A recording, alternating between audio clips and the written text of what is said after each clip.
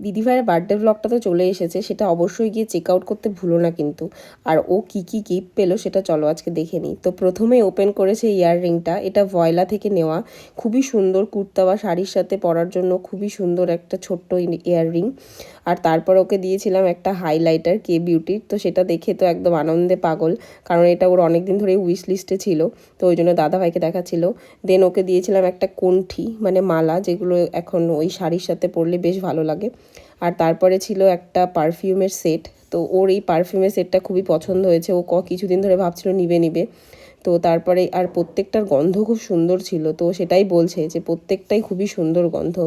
তারপরে দিয়েছি ওকে একটা এই টি শার্ট, তো এটাও আসলে গেস করতে পেরেছে বলে এত আনন্দ মুখে, কারণ ও ঠিকঠাক গেস করে নিয়েছিল।